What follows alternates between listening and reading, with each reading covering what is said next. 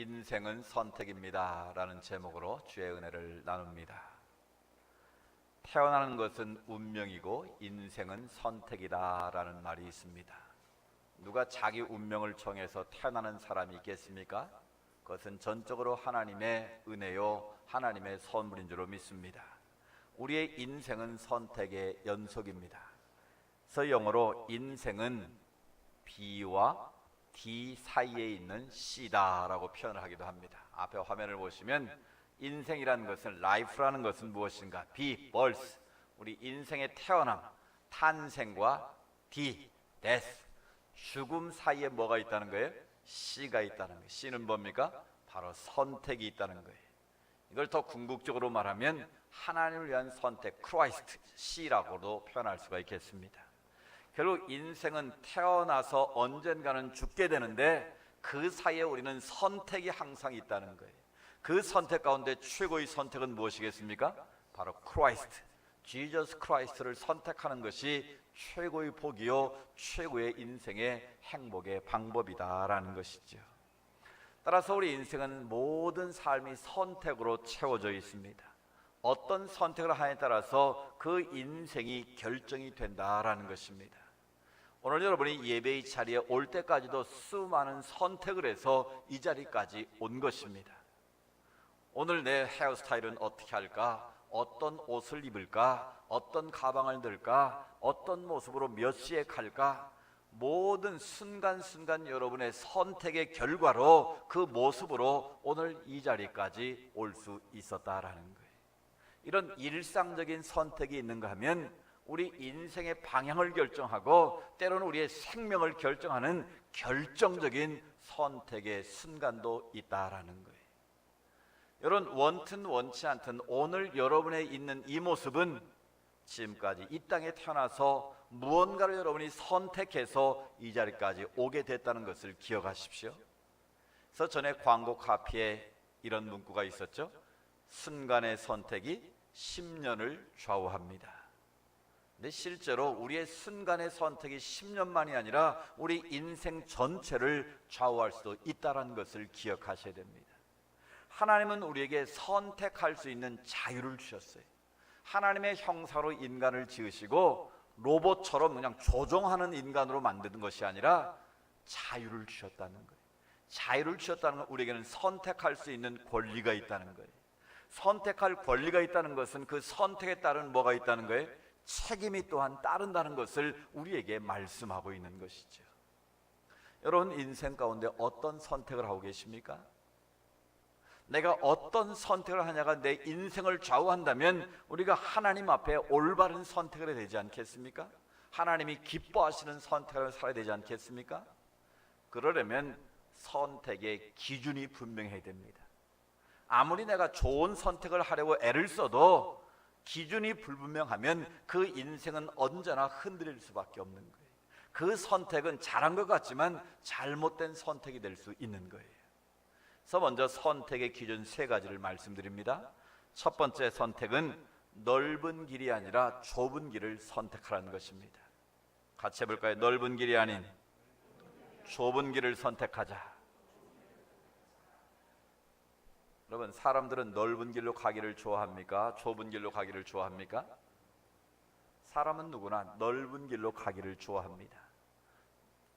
그 길은 평안한 길입니다. 많은 사람이 다 가는 길입니다. 그렇기 때문에 그냥 따라가면 중간을 할 수 있는 길입니다. 그래서 예수님께서도 너희가 좁은 길로 가라. 넓은 길은 그 가는 사람이 많지만 그 길은 필경은 죽음에 이른다고 말씀하십니다.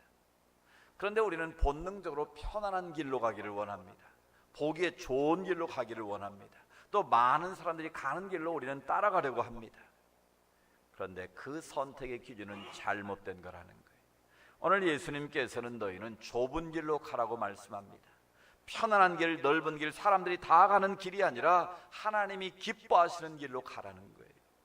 여러분, 신앙의 길은 좁은 길입니다. 신앙의 길은 십자가의 길입니다. 신앙의 길은 가시밭길입니다. 그러나 그 길은 잠깐은 힘들고 고통스럽지만 걸어가면 걸어갈수록 하나님의 은혜가 있는 길입니다. 하나님의 축복이 있는 길이고 하나님의 영원한 생명이 있는 길입니다. 아멘. 그러나 넓은 길은 잠깐은 쉬워 보이고 좋아 보이는데 가면 갈수록 힘들어지는 길이, 그 길은 잘못하면 망하는 길이에요. 오늘날 얼마나 많은 사람들이 넓은 길로 가다가 넘어지고 실수하고 결국은 인생의 패망길로 빠져들고 있지 않습니까? 이런 세상살이도 마찬가지입니다. 여러분, 직장을 선택하거나 배우자를 선택하거나 어떤 사업을 선택하는 모든 선택의 기준은 언제나 동일합니다. 남이 가지 않는 좁은 길로 가기를 힘써야 그 길이 형통케 될 수 있다라는 거예요. 제가 며칠 전 방송을 들었는데요, 미국의 애플이라는 회사의 주가가 미국 역사상 처음으로 1조 달러를 넘었다는 거예요. 뭐 1조 달러가 얼마큼 되는지 여러분 상상이 안 가시겠지만, 아무튼 미국 경제사상 한 회사가 1조 달러라는 그런 가치를 가진 적이 없었다라는 거예요. 그럼 어떻게 해서 애플이라는 그 회사가 세계에서 가장 큰 회사고 가장 많은 돈을 가진 회사가 될 수 있었느냐라는 거예요. 그건 그 회사를 세운 사람이 스티브 잡스라는 사람 아닙니까? 이 스티브 잡스가 유명한 한마디 말을 남겼어요. 그 책에 보면 이 한마디가 아주 유명한 격언이 됐는데, Stay foolish, 그러니까 바보처럼 살으라는 거예요. Stay hungry, 늘 배고픔을 가지고 살라는 거예요. 별로 좋아 보이는 말이 아니지 않습니까? 근데 스티브 잡스가 이 말을 한 이유가 있어요. 스티브 잡스는 미혼모의 아이로 태어났습니다. 그래서 입양이 돼서 살았는데 좋지 못한 부모를 만났던 것 같아요. 그래서 좋은 사랑을 받지를 못하고 자란 거예요. 그래서 그 어린 시절의 환경이 굉장히 불우했습니다. 그래서 어떻게 대학을 가긴 갔는데 그만 중퇴하고 말았어요. 그래가지고 회사에 들어갔다가도 결국은 쫓겨나고 말았어요. 그런 어려운 시간을 계속 반복하는데 그 마음속에는 항상 나는 바보처럼 살아야지. 그 말은 정말 바보같이 산다는 말이 아니라 남들이 보기에 바보 같은 선택이지만 그 길이 가장 현명한 길을 자기는 따라가겠다는 그런 결단 아니겠습니까? 나는 배고프게 살겠다는 말은 거지로 살겠다는 게 아니라 정말 나는 뭔가 목마름을 가지고 그걸 이루기 위한 열정을 가지고 살겠다는 그의 고백 아니겠습니까? 그래서 직장을 그만두고 쫓겨나다시피 해서 그 창고, 조그마한 주차장 창고를 빌려가지고 애플이라는 회사를 그가 만든 거예요. 누구도 주목을 하지 않았지만 그 창고에서 스티브 잡스는 헝그리 정신을 가지고 늘 지혜로운 바보와 같은 그 정신을 가지고 남이 가지 않는, 남이 하지 않는 좁은 길을 선택해서 갔다는 거예요. 그래서 그 결과 스티브 잡스는 스마트폰이라는 세계 역사상 최고의 혁명과도 같은 손안의 컴퓨터를 들고 다니게 만들었다는 거예요. 그래서 그 스티브 잡스가 만든 애플이라는 회사가 세계에서 가장 주가가 높은 회사가 될 수 있었다라는 거예요. 만약 스티브 잡스가 평범한 대학을 졸업하고 졸업장 가지고 그냥 대기업에 취직했더라면 오늘 우리 손에 스마트폰은 없었을 겁니다. 인류 역사상 최고의 발목표로 여겨지는 이 스마트폰을, 인류 역사상 그런 혁명을 이룰 수가 없었을 거라는 거예요. 그런데 그는 남이 가지 않는 길을 선택했기 때문에, 좁은 길로 걸어갔기 때문에 그런 위대한 회사를 만들 수 있었고 그런 세계 최고의 회사를 만들어낼 수 있었다라는 거예요. 사랑하는 여러분, 남이 가는 길을 따라가면 보통밖에 안 되는 거예요. 남이 가지 않은 길을 선택하고 좁은 길을 선택하는 길이 바로 잠깐은 힘들고 어렵지만 여러분의 인생의 새로운 놀라운 은혜를 보여주고 하나님의 축복이 많은 길이 될 줄로 믿습니다. 여러분, 믿음의 길은 좁은 길로 걸어가기를 작정한 거예요. 여러분, 자꾸 넓은 길로 가는 사람을 부러워하지 말고 십자가의 길이 잠깐은 힘들고 어려워도 믿음으로 그 길을 걸어갈 때 하나님께서 여러분을 지켜주실 줄로 믿습니다. 여러분과 통행하시고 여러분을 하나님이 기뻐하시는 형통의 길로 인도하실 줄로 믿습니다. 두 번째로 우리가 걸어가야 될 길은, 기준은 예배드리기 좋은 환경을 선택하라는 거예요. 신앙생활하기 좋은 환경이 선택의 기준이 되라는 거예요. 제가 강남에서 목회하면서 이건 직접 경험한 얘기인데 좀 극단적인 예일 수 있지만 이해하고 들으시기 바랍니다. 어떤 성도님은 집을 선택하는데 이 집을 투자의 개념으로 생각하고 이 집을 사면 얼마나 오를까를 선택의 기준으로 삼으시더라고요. 그래서 대치동 음마아파트를 살다가 이분이 분당으로 이사를 가서 제가 이사 예배를 갔어요. 아니 교회 가까운 데 나도 왜 이 분당까지 왔습니까? 천당 밑에 분당이라고 그러잖아요. 그래서 분당도 좋다고 사람들이 엄청나게 몰려갔어요. 거기다 집을 사면 집값이 오를 거라는 기대감 때문에 많이 이주를 했습니다. 근데 또 몇 년 지나니까 이분이 수지로 또 이사를 갔더니 수지를 만난다고 또 수지로 가신 거예요. 그러니까 이분의 선택 기준은 언제나 집값이 얼마나 오를 거냐가 투자의 기준이 되고 이사의 기준이 되는 거예요. 또 수지에서 수지 받는 줄 알았더니 또 몇 년 지나니까 용인으로 이사를 갔다고 또 이사배를 드리자는 거예요. 그래서 강남에서 분당으로, 분당에서 수지로, 수지에서 용인으로 그렇게 몇 번을 이사를 다녔고요. 제가 그때마다 저도 함께 따라다니면서 이사배를 드렸어요. 그분은 뭘 따라갔다고요? 집값을 따라간 거예요. 투자의 개념을 가지고 집을 정하고 따라가다닌 거예요. 그런데 제가 지난주에 만난 분이 있는데 이분은 지금도 여전히 대치동 음마아파트에 살고 계세요. 그분의 선택 기준은 뭐였냐면, 목사님, 저는요 그냥 교회 가까운 데서 새벽 기도하기 좋은데, 하나님 앞에 신앙생활하기 좋은데 나는 여기가 좋아요. 나 멀리 가고 싶지 않아요. 뭐 집값 그거는 뭐 살 집이 있으면 됐지 뭐 나는 그거 원하지 않아요. 이분은 지금도 음마아파트 살아요. 그런데 이분이 부자 됐을까요? 몇 번씩 이사간 분이 부자가 됐을까요? 그 당시 음마가요 약 한 5억에서 한 6억 사이였던 것 같아요, 그 집값이. 근데 이분은 몇 번을 이사가서 용인까지 갔는데 지금 용인 집값이 어떻게 됐어요? 본전도 못 찾은 것 같아요, 내가 보니까 그분은.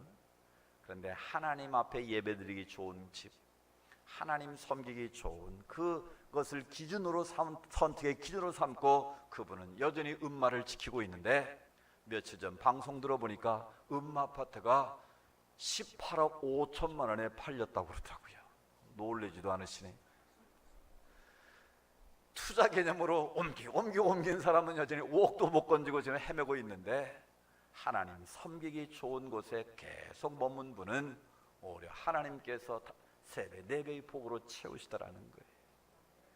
여러분, 선택의 기준이 하나님이어야지, 하나님의 교회 섬기기 좋은 곳, 하나님 신앙생활하기 좋은 곳이어야지, 세상 사람들의 가치 기준을 가지고 세상 따라 돈 따라가면 결국은 잘 되는 것 같지만, 잠깐은 천당 밑에 분당 갖고 수지 맞을 것 같지만 그게 아니라는 거예요. 여러분, 분명한 선택의 기준을 가지고 우리가 신앙생활을 해야 된다는 거예요.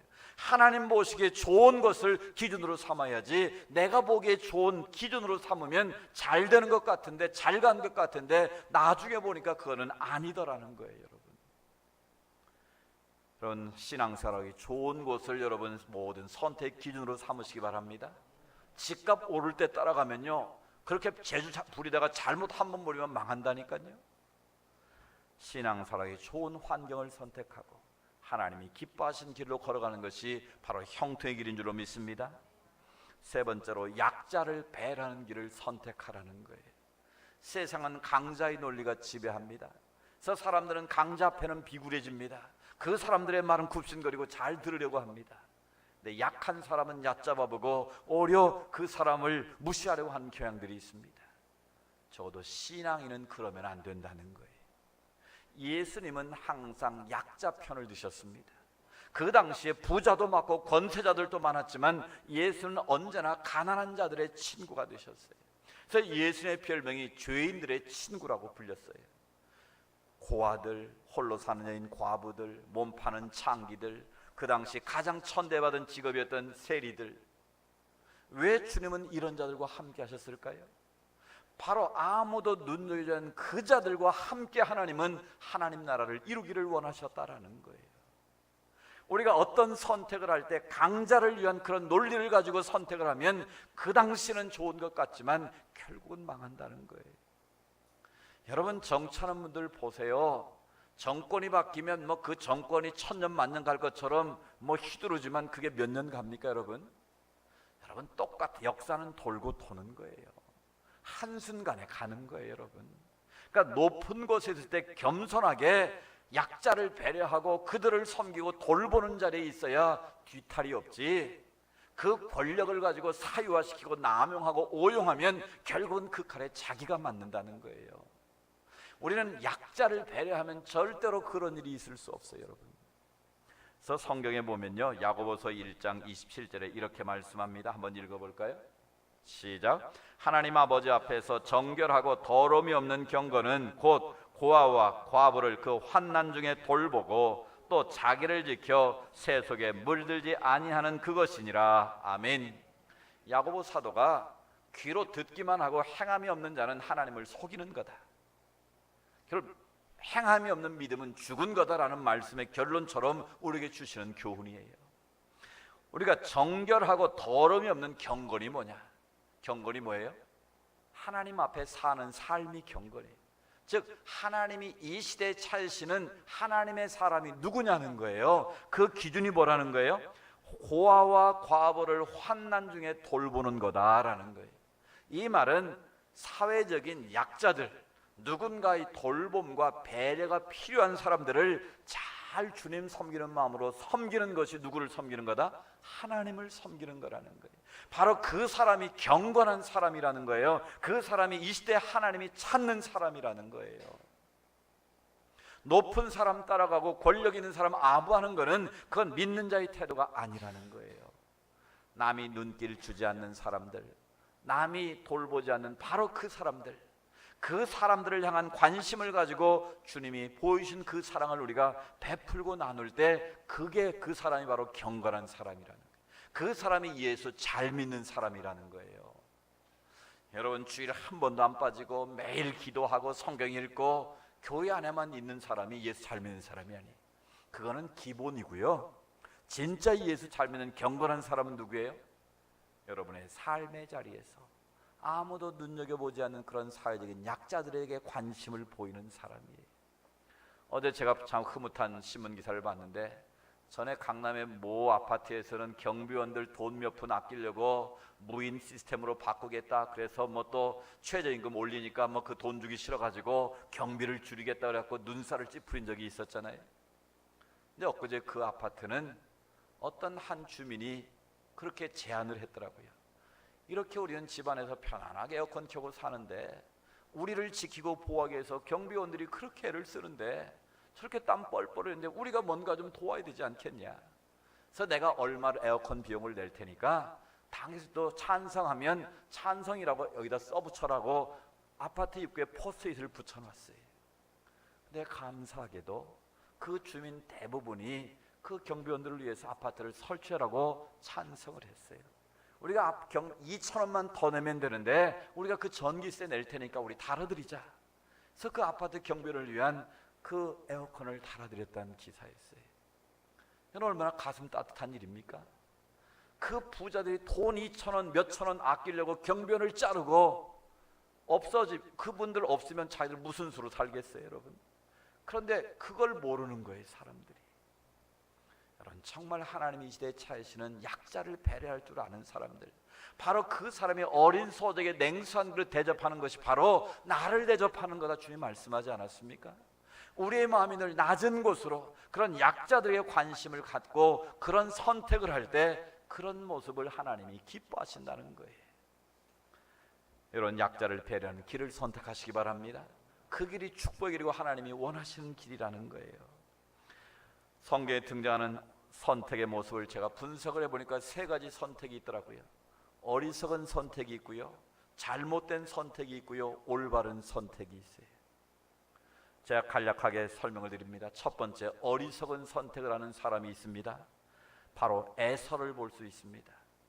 에서 야곱이 한 형제로 태어났는데 에서가 사냥을 하고 돌아와서 배가 고팠어요. 근데 야곱은 이름 그대로 머리가 빠른 사람이고 속이기를 좋아하고, 그러니까 형의 배고픔이라는 약점을 이용해서 그의 장자권과 축복권을 빼앗기를 원했던 거예요. 형이 시장한 걸 알고 팥죽을 쫙 끓여놓고 지금 씩 돌리면서 지금 냄새를 풍기고 있어요. 그러니까 에서가 보니까 팥죽이 막 펄펄 끓고 있는데 그거 얼마나 먹고 싶겠어요. 야, 나 그 팥죽 한 그릇 좀 줘라. 그랬더니 야곱이 딜을 하는 거예요. 형 그냥 줄 수는 없고, 형 그 장자권 있잖아, 그거 뭐 지금 써먹지도 못하는데 그거 나한테 주면 내가 팥죽 한 그릇 줄게. 근데 에서는 어떻게 했습니까? 히브리서에 보면 하나님 신 그 축복을 경홀히 여겼다 그랬어요. 배고픔을 참지 못하고 팥죽 한 그릇에 하나의 주시는 최고의 축복에 걸린 장자권을 넘겨버리고 말았다는 거예요. 그러니까 성경은 그 에서의 선택을 어리석은 선택이라고 지적하고 있는 거예요. 여러분 혹시 그런 선택을 하고 있지 않습니까? 눈앞에 보이는 그 이익 때문에, 팥죽 한 것 같은 그 이익 때문에 더 귀한 것을 포기하는 선택을 하는 것이야말로 가장 어리석은 선택이라는 것이죠. 신약 성경은 어느 부자의 선택이 나옵니다. 여러분 이 부자의 선택을 한번 누가복음 12장 17, 21대 한번 제가 써놔서 읽어보십시다. 같이. 여기 내가라는 말이 얼마나 자주 등장하는지 보십시오. 이 어리석은 부자의 특징은 내가 했다는 거예요. 내가 한번 읽어봅니다. 시작. 내가 곡식 쌓아둘 것이 없으니 어찌할까 하고 또 이르되 내가 이렇게 하리라. 내 곡간을 헐고 더 크게 짓고 내 모든 곡식과 물건을 거기 쌓아두리라. 또 내가 내 영혼에게 이르되 영혼아 여러 해 쓸 것을 많이 쌓아두었으니 평안히 쉬고 먹고 마시고 즐거워하자 하리라 하되 하나님은 이르시되 어리석은 자여 오늘 밤에 내 영혼을 도로 찾으리니 그러면 네 준비한 것이 누구의 것이 되겠느냐 하셨으니 자기를 위하여 재물을 쌓아두고 하나님께 대하여 부요하지 못한 자가 이와 같으니라. 여러분 어리석은 부자는 주어가 내가입니다. 내가 일해서 내가 이렇게 창고도 많이 짓고 또 가득 채웠고 이제는 내가 평안히 먹고 마시고 즐거워할 수 있는 수준이 되었으니까 이제 한번 즐기고 살아보자. 이 모든 것의 주인은 누구다? 자기라고 착각하고 있다는 거예요. 그때 주님께서 말씀하십니다. 어리석은 자여, 원어적인 표현은 이 바보 같은 놈아, 그런 뜻이에요. 이 바보 같은 녀석아, 오늘 밤에 내 영혼을 내가 가져가 버리면 네 손으로 준비한 모든 것들이 누구 것이 되겠냐? 자기를 위하여 재물을 쌓아두고 하나님께 대하여 부요하지 못한 자가 바로 어리석은 부자의 선택과 같다라는 거예요. 사랑하는 여러분, 우리는 혹시 어리석은 부자의 선택을 하고 있지는 않습니까? 하나님께는 가난한데 세상에 부자가 있지는 않습니까? 세상에서는 가난할 때도 하나님 앞에 부요한 자가 될 때 하나님께 여러분의 인생 가운데 더 큰 은혜를 줄 줄로 믿습니다. 내 인생은 내 것이 아닙니다.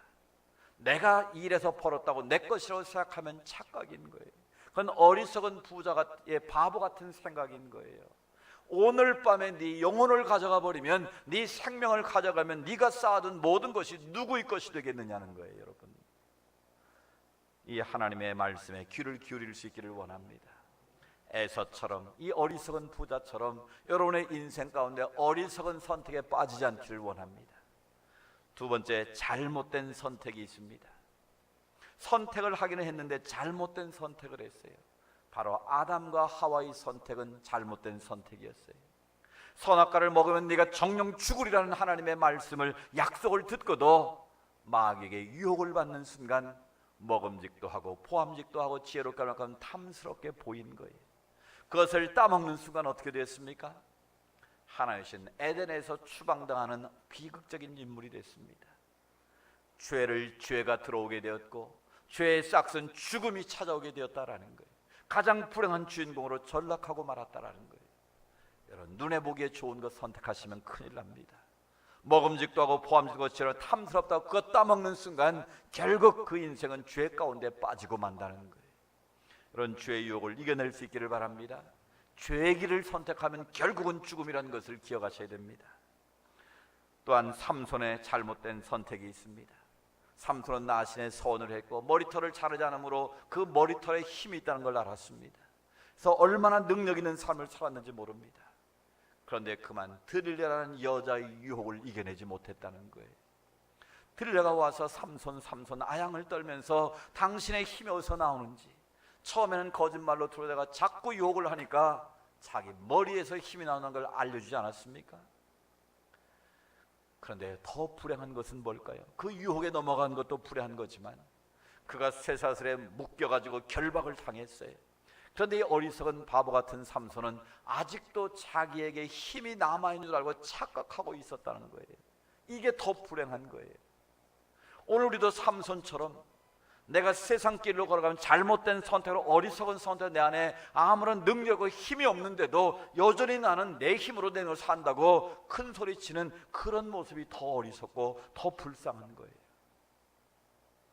삼손이 힘을 썼지만 아무런 힘이 없지 않습니까? 이게 바로 어리석은 잘못된 선택의 결과라는 거예요. 그 여인의 유혹을 이겨내지 못하고 잘못된 선택을 한 결과 그는 하나님의 능력을 잃어버리는 불행한 자가 되고 말았다라는 거예요. 또한 가룟 유다의 잘못된 선택이 있습니다. 은삼식의 사단이 까불듯이 자기를 유혹할 때 그 유혹을 견디지 못하고 그 스승을 팔아 십자가에 달려 죽게 하는 가장 불행한 선택을 그는 하고 말았다라는 거예요. 또한 회개할 기회를 줬지만 그는 그 기회를 잡지 못하고 결국은 악을 담아 자기 몸을 쓰러져서 창자가 터지고 피바다를 이루는 그런 불행의 주인공이 되고 말았다라는 거예요. 여러분은 잘못된 선택을 하게 되면 가룟 유다처럼 또는 우리가 삼손처럼 우리는 아담처럼 이 죄의 길을 걸어갈 수밖에 없다라는 거예요. 결국 그것은 죽음이 우리를 기다리고 있다는 것을 기억하십시오. 여러분, 혹시 내 안에 어리석은 선택을 하고 있지는 않습니까? 잘못된 선택을 하고 있지는 않습니까? 우리는 세 번째 올바른 선택의 길로 나가야 합니다. 오늘 여호수아의 말씀을 통해서 우리는 올바른 선택을 다시 한번 결단해야 됩니다. 올바른 선택의 가장 대표적인 사람은 아브라함의 선택입니다. 아브라함은 갈 바를 알지 못했지만 하나님의 약속의 말씀을 붙잡고 믿음의 선택을 함으로 그는 믿음의 조상이 되었고 열국의 아비가 되고 복도이가 되는 하나님의 복을 받았던 것입니다. 또 모세는 바른 선택을 한 사람입니다. 히브리서 11장 24절 이하를 보면 그는 하나님의 백성과 함께 고난받기를 잠시 죄악의 낙을 누리는 것보다 좋아했다고 말합니다. 우선순위가 자기의 낙을 누리는 것보다 하나님의 백성들과 함께 고난받는 것을 더 좋게 여겼다는 거예요. 또 그리스도를 위해서 능욕받는 것을 애굽의 모든 보화보다 더 큰 재물로 여겼다는 거예요. 하나님의 영광을 위해서 쓰임받는 것이, 고난받는 것이 애굽의 금은 보화보다 더 귀하게 여겼다는 거예요. 그래서 모세는 하나님의 위대한 지도자가 되고 출애굽의 지도자로 쓰임받을 수 있었다는 것이죠. 오늘 성경에 보면 여호수아의 올바른 선택이 나옵니다. 오늘 본문 14절 15절에 보면 너희가 오늘 택할 자를 선택하라고 그는 촉구하고 있습니다. 오직 나와 내 집은 여호와 하나님만을 섬기겠다고 그는 선택을 하고 결단을 촉구하고 있는 것입니다. 왜 여호수아는 오늘 유언의 말씀으로 이 말씀을 우리에게 들려주고 있을까요? 지금까지 하나님이 홍해를 가르치고 광야 40년 동안 우리를 먹이고 입히시고 보호하셨고 우리가 이길 수 없는 가나안 족속과의 전쟁에 승리하게 하신 하나님, 이제 25년이 지난 이 시점에서 우리에게 안식을 주셨는데 이제 그의 나이 110세가 돼서 죽을 날을 바라보고 있는 이 시점에서 그의 마지막 유언으로 주신 말씀이라는 거예요. 오직 나와 내 집은 여호와 하나님만을 섬기겠노라. 아멘. 너희가 오늘 섬길 자를 택하라는 거예요. 강 저편에 섬기던 신이 아모리 사람들의 신든지 내가 믿는 하나님을 섬기든지 너희가 둘 중에 하나를 선택하라는 거예요. 그 선택이 하나님이 기뻐하시는 선택을 하면 하나님이 하신 복을 받아 누릴 것이지만 너희가 바른 선택을 하지 않으면 멸망을 받을 것이라고 말씀합니다. 사랑하는 여러분, 오늘 주님은 우리에게 말씀하십니다. 우리가 하나님이 기뻐하시는 올바른 선택을 할 것인지 어리석은 선택, 잘못된 선택을 할 것인지 그것은 내 선택에 달려 있습니다. 우리는 과연 하나님이 기뻐하시는 선택을 해야 되지 않을까? 내가 어떤 마음으로 결단할 수 있겠습니까? 여러분, 타이탄이라는 영화를 다 보셨을 거라 생각됩니다. 보지 못하면 한번 보십시오.